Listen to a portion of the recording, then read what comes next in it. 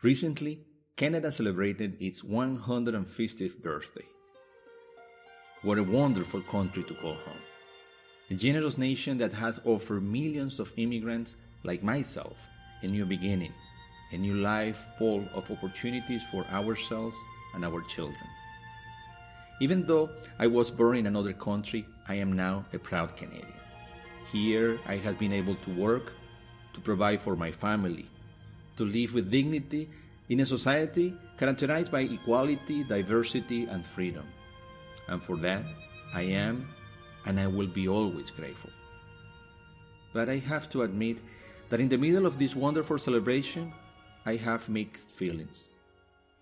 Because Venezuela, the homeland where I spent the first half of my life, is facing a dreadful repression from the authoritarian regime of Nicolás Maduro.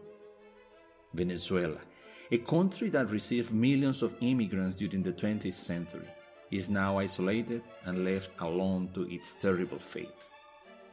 So, I respectfully would like to send this message to our Prime Minister, Justin Trudeau.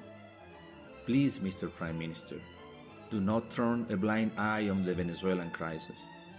The brave Venezuelans are protesting on the streets because they don't have access to food or medicines. Thousands of children have died of malnutrition or from diseases easily preventable or treatable. Venezuela has by far the worst crime rate in the continent. To give some perspective, please consider that Canada, with 36 million population, registered about 600 homicides last year, while in Venezuela, with a 32 million population, 28,000 people were murdered in 2016.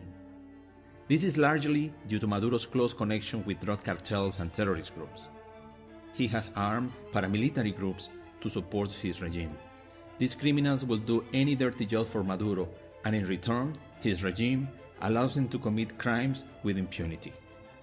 The ongoing protests in Venezuela started in early April this year, after the Supreme Court, controlled by Maduro, tried to dissolve the Congress.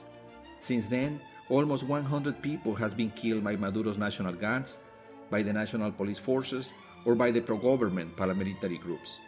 Most of the victims have been young students, like Luis Alviares, the 17 years old who was shot in his chest, or Fabian Urbina, also 17 and also shot in his chest. How many more have to sacrifice their lives before democratic countries like Canada take a strong stand in front of Maduro's barbaric regime? Canada was one of the 20 countries that voted in favor of applying the Democratic Charter in the Organization of American States. I am proud of that.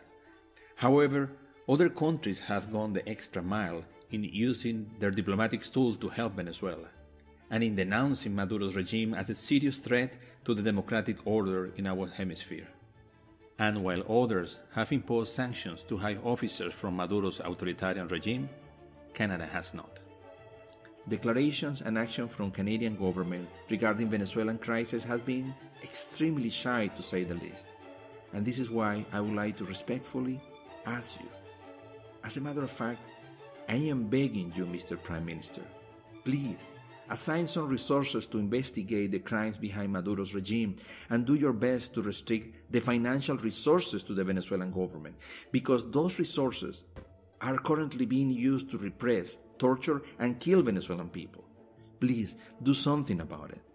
Remember what you were doing when you were 17. Remember your dreams, your ambitions. Luis and Fabian's personal dreams and ambitions will never become reality, and their families will carry the sorrow of their loss for the rest of their lives. Let's do our best to help Venezuela, so the deaths of hundreds of Venezuelans who have sacrificed their life fighting for freedom won't be in vain. That is the best tribute that we can offer them and their families.